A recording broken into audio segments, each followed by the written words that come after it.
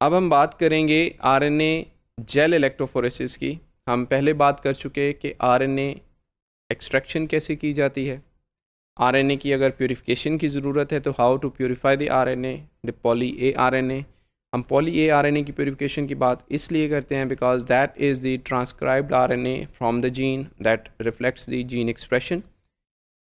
Size fractionation या electrophoresis RNA की करने के लिए हमारे पास दो इलेक्ट्रोफोरेसिस के मेथड हैं विद माइनर मॉडिफिकेशन, दोनों डिफ़र करते हैं। और इसकी रीज़न क्या है कि हमें दोनों मेथड्स को डिफरेंटली सेपरेटली लेके चलना पड़ता है। आरएनए डीएनए से डिफ़र करता है। RNA is a single stranded structure, so being single stranded structure इसमें पोटेंशियल होता है to make the secondary structure. Secondary structure means the same the different nucleotides in the same strand, they can base pair with each other by hydrogen bonding, ultimately is going to make a secondary structure. Instead of being a linear structure, it may have some loop like structure.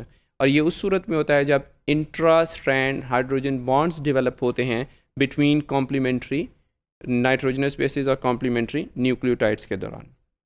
So to denature the DNA, to denature the RNA, we use different chemicals. In this method, we are going to use glyoxal as a denaturing agent. और इस method में आगे चलें तो हमें ethidium bromide की staining भी साथ में लेके चलनी है और हमें इलेक्ट्रोफोरेसिस बफर की मॉडिफिकेशन भी साथ में लेके चलनी है। इस इलेक्ट्रोफोरेसिस में glyoxal is going to act as denaturing agent. अगर आप इसके ग्लाइऑक्सल के स्ट्रक्चर को देखें, it contains 2 aldehyde groups.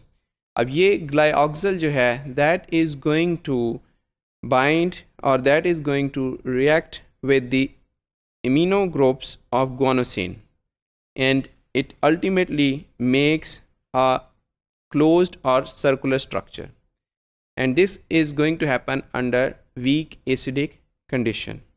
This cyclic structure makes it possible that no secondary structure gets formed because of the reason that the hydrogens are not available to make the Watson and Crick bonds or hydrogen bonds in the intra-strand base pairing. So once this structure is formed, it is stable at room temperature and pH equivalent to or less than 7. But if we change the pH or if we change the temperature, likely possible that this glyoxal group is going to be separated, and if it gets separated, the denaturation condition of the RNA will no more exist and we are unable to separate the RNA molecules on the basis of their molecular weight because of the secondary structure development. As the glyoxylated RNA is unable to form stable secondary structure, it migrates through the gel electrophoresis stably, or we can say at the rate which is proportional to log 10 of its size. That means the smaller molecule will move faster, the larger molecule will move slowly and slowly. दूसरी तरफ आ जाइए, जब हमने electrophoresis में running buffer और electrophoresis buffer use करना है, that buffer contains number of ions. अभी हमने पहले बात की कि ये ग्लाइऑक्सिलेटेड स्ट्रक्चर जो है that is stable at pH 7 और लो। When we use different ionic concentrations, the pH of the buffer is going to be changed. और जो रनिंग बफर हम यूज़ करते हैं that is MOPS which has the limited buffering capacity. Ionic concentration or the small ions are going to be increased in there. pH shift is going to happen. That ultimately is going to separate the glyoxal from the guanosine and the RNA can develop the secondary structure again. So this problem of removal of the glyoxal structure from the guanosine can be solved by changing or by modifying the running buffer.